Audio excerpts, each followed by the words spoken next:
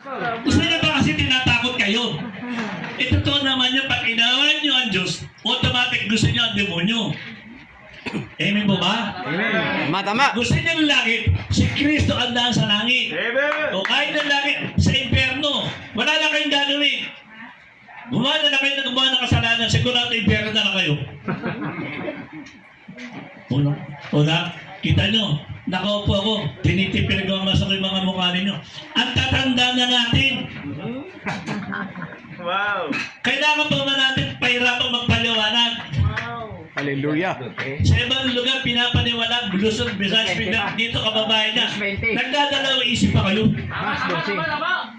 O mga senior citizen. Wow. Ako, 71, ilan taon ba ilalagi ko sa mundo? Kayo ina, kayo. Mataas pa paa mo. Joke lang. Ha? Oo. Mamaya pagagalingin ka. Amen. Meron gamot dyan. Anong gamot, Pastor? May gamot, gagaling yan. Ah, peramycin. Oo. Wala, may sakit pa wala na. Wala na, pera. Galing talaga ng pera, no? O, kita mo, inuunat pa ngayon kanina, ayaw galawin. Hindi ko naman sinasabi mo ang pera, pero gano'n na rin yun. Kaya mga kapatid, 80, ako 71, isipin mo. Ngayon, nagdadalawang isip ka pa kung langit o impyerno. Saan mo gusto langit o impyerno? Lagi. Saan gusto mo? Eh, sundin mo yung si Pastor. Sundin mo na. Hindi ba kaya mo? Huwag na lang. Sige, mana ka.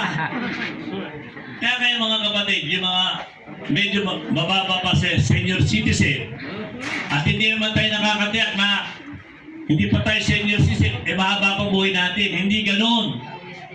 Anytime, pwedeng kunin ng Panginoon ang buhay natin. Amen. Hallelujah. Amen po ba? Amen.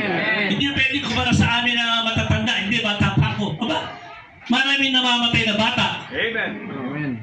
Amen po ba? Amen. Kaya magpakakampante yung mga bata pa na mahaba pa buhay. Kita nyo, natularan pati mga bata.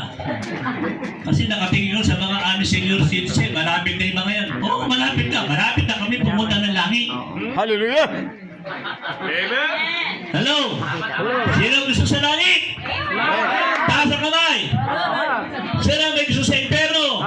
Taas ang kamay. Wala ka, taas ka pa rin. Nasa gitna sa, pwede impyerno, pwede langit. Kaya mga kapatid, kanina pa pinagmamasok ko habang nagtuturo siya. Talagang pinakita ng Panginoon yung mga itsura niya.